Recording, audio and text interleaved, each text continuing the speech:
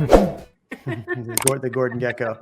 So let me ask you this though, Sarah. So let's say, okay, regardless of the definition changing, we see um, two declining, quarters.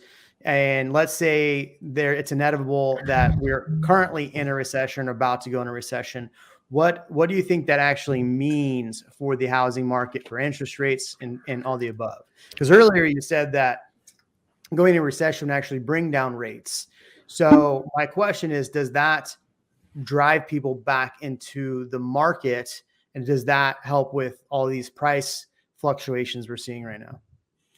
Yeah, I mean, typically when you in that type of market, you do see, people going back and buying more, ironically. So you usually end up seeing a stronger housing market come out of it, because by having the interest rates go down, it does open up the market, and having, sales prices a little bit more in line with where I think we all feel like they should be. It helps more people get back into the market and buy. And then again, that helps stabilizes by increasing that business. It helps, stabilize the economy, because it's increasing more business from people buying homes to get, us at a more stable level. So it's this, it's a roller coaster. That's how our economy goes. You have ups and you have your downs. And when you're up, you do think like inflation is up, the market will do things to, lower the, to lower, I can't, Rates. I'm like, sorry, I'm having like a brain fart. But basically what they do is when inflation's high, they do everything they can to slow everything down in the marketplace. And so they can combat the inflation. And then when they go the other way and we have a recession, they try to do things to help build it up and increase the increase, the market and help stabilize it. So it's constantly fighting to kind of get things here. And you go like this while you're trying to do that. Yeah.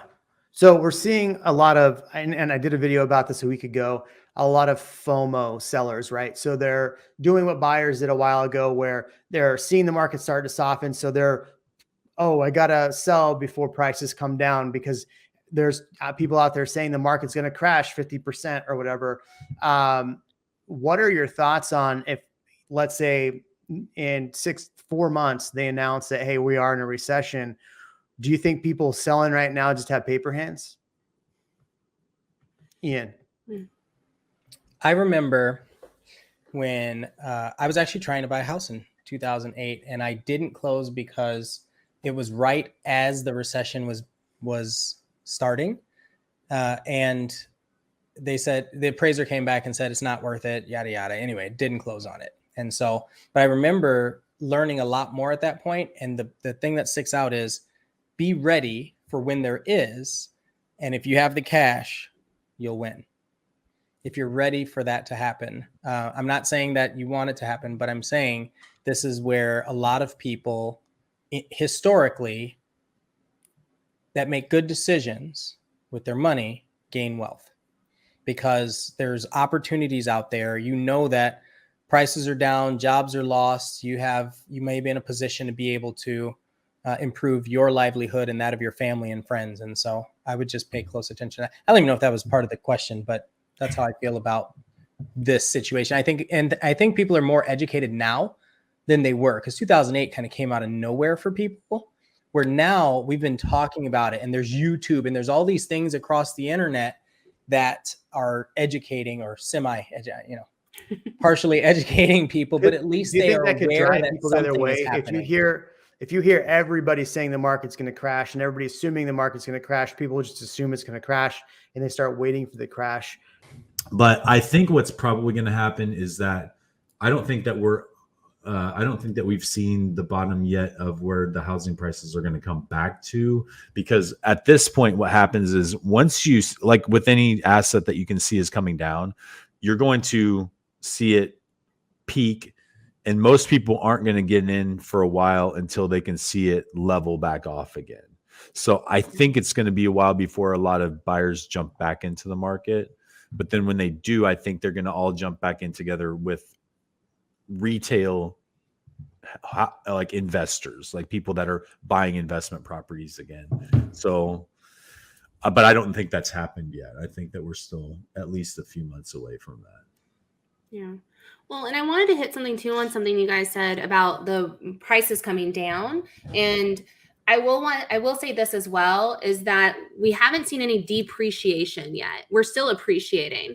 Then, and a lot of people, when they talk about crash, they don't realize that a housing crash would actually mean that we have depreciation of homes. And I think it's something around the like 30% decrease. And I know the numbers just came out, and I actually, wanted to make note of it for today. And Case Shiller just came out with their report, reciting that there's still in May, because it's always behind, is a 1.5 increase in appreciation in May. And then in FHFA came out saying that they had a 1.4% increase in appreciation in May. So we still are seeing appreciation in home prices, and it's still estimated it's still going to be in the 1%. And the standard is about 4 historically. We just saw crazy appreciation the last 2 years, like 19%, 20%, which is unheard of. So yeah, we'll see a decrease compared to like if you not in your actual appreciation of value, but in the case of, last year it was 20%, this year it's only like somewhere in the single digits, like 5%, 6%, 1%, whatever that is. But your home itself is still appreciating. It's not depreciation in value. Right. And that's the biggest thing is like in no other year have I seen and especially Austin, over really 12% increase year over year. And we saw 30, 40, 48% year over year increases. Like those increases were not sustainable. And so the fact that we're going down, I think, what are we at now? Like 13% increase year over year, somewhere around there. I mean, I think by the end of the year, we're probably going to be barely, less than 10% increase, but that's more realistic to what we see in a normal market. So the question is really, how does that translate into 2023? Do we start seeing negative numbers because we saw such a peak so early this year, or do interest rates drop because we're in a recession and then people jump back in the market and start buying, preventing us from really seeing a deep crash? So those are all things that I think, we're going to have to look at going forward. I mean, none of us have the magic ball that tells exactly what's going to happen. Even the channels out there that say the market's going to crash hedge their bets on that it's going to take 5 years to crash. So thanks for watching this short of the Real Migos podcast. For more live streams, hit here. For more clips, hit here. We'll catch you on the next one.